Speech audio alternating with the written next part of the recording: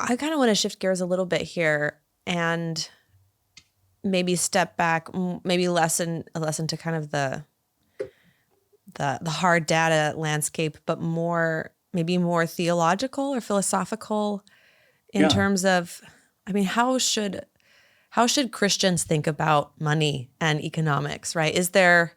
Do you think there are certain economic systems that are more harmonious with Christian values and a Christian worldview than others? And if so, what would those be? Yeah. So I taught a class and I think I'm going to teach it again, not next year, but the year after, thankfully. Anyway, in fall 2020, called Religion, Capitalism and Religion was the Oh, title of the wow. Okay. course. And so a book that I have students read is this book right here, R.H. Tawney's Mhm. Religion and the Rise of Capitalism. I think you'd really like it. He looks very favorably on scholastic thinking.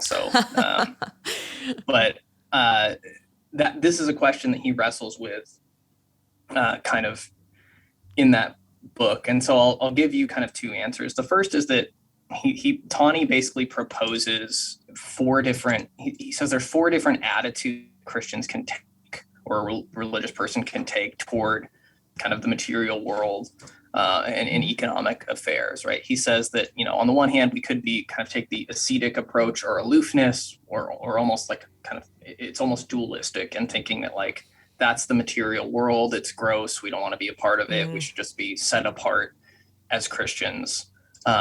And so that's one attitude that we could take that people often do take. The second is just indifference, right? That we Mhm. could, think of it neither as good nor bad, but it's just largely, it's almost like it's a separate sphere that we have to take part in, but our Mhm. engagement with the material world has nothing to do with our spiritual life, right? So Hmm. so the first attitude is it's a bad thing Mhm. almost. The second is indifferent, right? That you have to earn a living, but it doesn't have anything to do with it.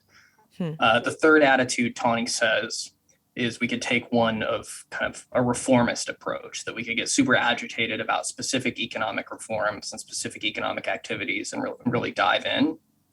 Um, he doesn't like any of those three. He Hmm. says none of those are satisfactory. He says that basically he likes what I would call what he characterizes as kind of a scholastic view, which is basically one that views all of society as a single social organism Hmm.